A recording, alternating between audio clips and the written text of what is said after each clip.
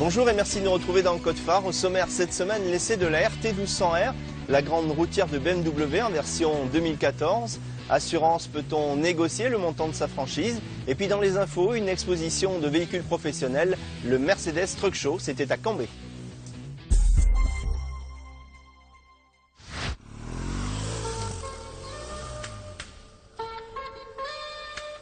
La R1200 RT remplace depuis 2005 la gamme des 1150 pour le constructeur bavarois. Si BMW peut se targuer de posséder la reine des Maxi Trail avec la GS, la reine des grandes routières est aussi chez BM. La marque allemande, en progression de 16% sur les marchés depuis le début de l'année, ayant relevé le niveau de la GS en 2013, fait profiter cette année la routière du nouveau Flat Twin à refroidissement couplé air et liquide, mais pas que, comme l'a constaté Jacques, JRI, journaliste reporter d'images à Réunion Première, et motard de toujours, notamment avec BMW.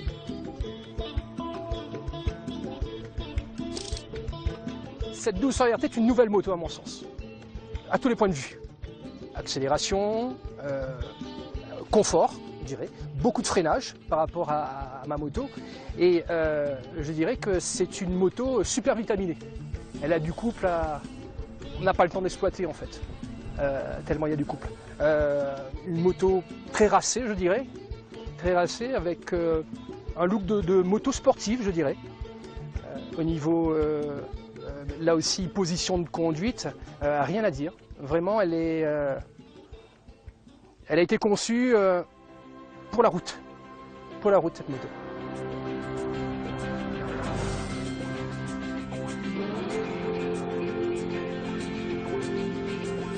Ce 1200 RT, c'est un ordinateur de bord en fait qu'il a, avec effectivement tous les systèmes de sécurité, ABS, assistant de freinage, qui est indispensable à mon sens quand on fait de la route ici. On ne peut pas en fait rater les données sur le tableau de bord.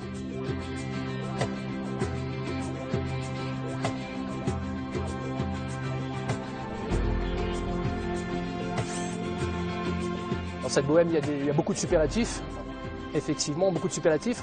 En revanche, là où la moto pêche, c'est au niveau de son poids. Elle reste un peu lourde. Et puis, le hic, c'est le prix. BMW reste une moto très chère et les équipements sont nombreux et onéreux aussi.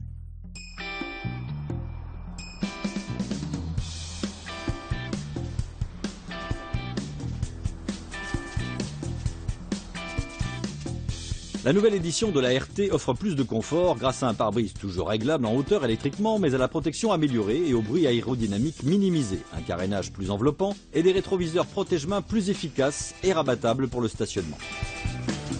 A noter que la partie avant se trouve désormais 3 mm plus large que les valises, ce qui réduit le risque d'accrocher ces dernières par mégarde lors des mouvements dans les bouchons par exemple. Des valises qui se verrouillent de façon centralisée à distance ou au guidon et qui gardent toute leur contenance, même si elles semblent moins massives. Le vide-poche du carénage n'est en revanche pas très pratique d'accès sans bouger le guidon. Le carénage, toujours lui, s'est clairement inspiré de la K1600, lui apportant un air presque sportif, notamment avec les feux diurnes ronds de chaque côté de l'optique centrale, mais qui n'est malheureusement pas directionnel, même en option. Le feu arrière et les clignotants sont maintenant à LED. La grande et confortable selle a été abaissée de 2 cm pour rendre la machine plus accessible.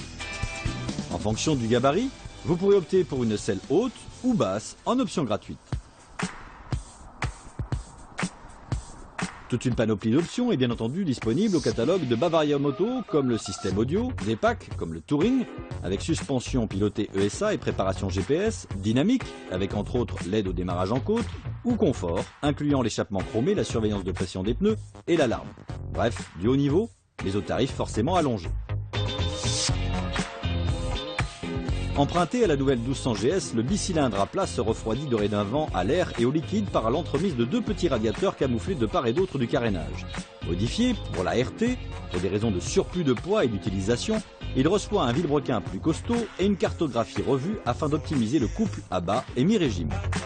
La boîte de vitesse reçoit un rapport final plus long pour permettre d'abaisser le régime moteur sur grande route et réduire ainsi la consommation, environ 0,5 litres au 100 par rapport à la précédente RT. Notons également Le travail réalisé par les motoristes au niveau des culasses qui ont réduit les cliquetis et les vibrations par rapport à l'ancien bicylindre. La différence est indéniable. Afin de produire énergie supplémentaire pour alimenter le surplus d'équipement, un nouvel alternateur plus puissant a été nécessaire, tandis que les nombreuses assistances à la conduite, avec 3 choix de cartographie, Road de série, Rain pour la pluie ou dynamique, ainsi que l'ABS, l'antipatinage et la suspension active, veillent au grain. Le mode dynamique propose une réponse plus vive de l'accélérateur et un ABS ainsi qu'un contrôle de traction moins intrusif. Le comportement routier de la R1200 RT faisait déjà référence. BMW s'est contenté d'apporter de menues évolutions afin de demeurer en tête du segment. Malgré le surplus de poids de 15 kg, oui Jacques, la machine affiche bien 274 kg et l'on est étonné de la manœuvre du béquillage central facilité par un emplacement des 2 béquilles avancées, eh bien la machine est toujours aussi agile, aussi facile à utiliser, aussi sereine avec son train avant capable d'absorber toutes les déformations, son confort et le sentiment de sécurité. Bref, cet ensemble très équilibré tient de la magie, réellement épatant. Avec une répartition des points un peu plus vers l'avant, un centre de gravité plus bas, le pilote fait encore plus corps avec la machine, à l'empattement toujours aussi compact. Et avec cette mouture, un esprit plus sportif se fait sentir. Difficile de s'en plaindre. Difficile également, comme l'a constaté Jacques, de trouver des reproches à cette nouvelle 1200 RT. BMW là encore met un lastique entre elle et la concurrence. On peut toujours regretter l'ergonomie de toutes les commandes d'utilisation au guidon, pas vraiment pratiques et trop nombreuses, mais ce ne sont là que des futilités. Bavaria Moto affiche la BMW R1200 RT 2014 à partir de 21 900 €.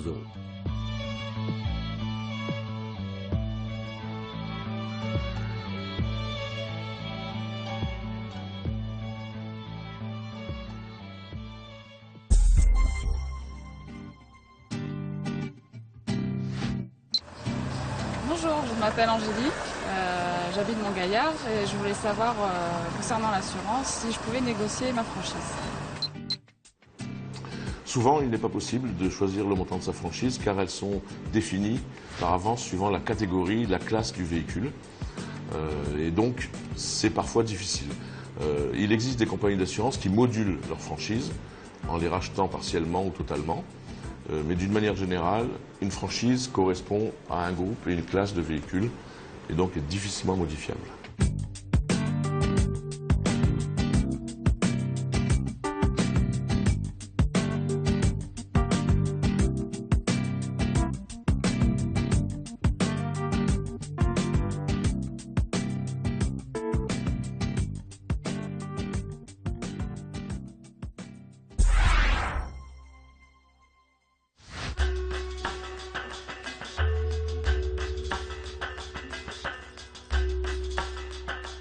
Cotrans Automobile organisait à Cambrai le premier Mercedes Truck Show, une belle vitrine pour l'ensemble de sa gamme de véhicules professionnels, petite distribution, levage et engins de chantier, avec en point d'orgue la nouvelle génération de camions, notamment l'Arocs, un nouveau véhicule conçu pour les travaux publics, sur lequel le concessionnaire fonde beaucoup d'espoir avec les futurs grands chantiers, notamment celui de la nouvelle route du littoral.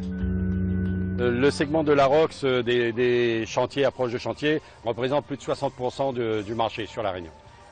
Sur les 32 tonnes en véhicule solo ou les tracteurs routiers avec une semi-benne. À La Réunion, ça représente sur un marché global environ 180-200 véhicules. Sur ce marché, on espère prendre entre 18 et 20% de part de marché. Voilà.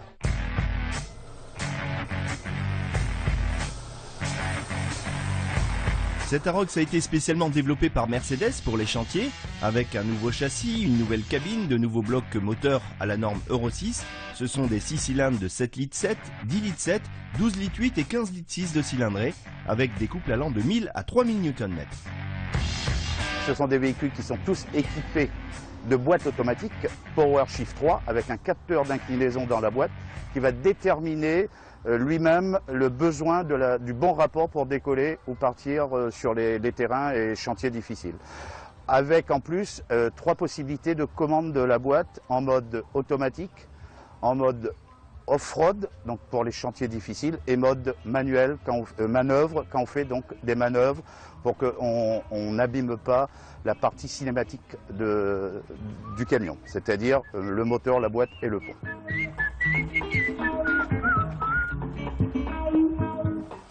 Un poids lourd qui apportera beaucoup de confort à son chauffeur grâce à des sièges plus larges, une direction assistée très légère de série, tout comme un système de ralentisseur en sortie de boîte, fonctionnant à l'eau, donc avec un coût d'entretien très réduit, et un nouveau système de freinage d'une puissance pouvant atteindre 475 kW.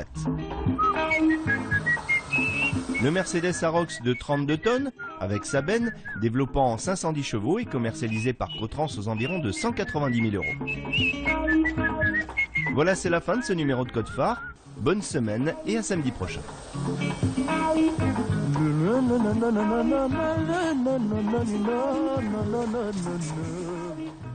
Bonjour, c'est Florence de la Bretagne. J'ai un message important à vous faire passer pour la sécurité routière. Le week-end, il faut faire attention, alors celui qui conduit, c'est celui qui ne boit pas.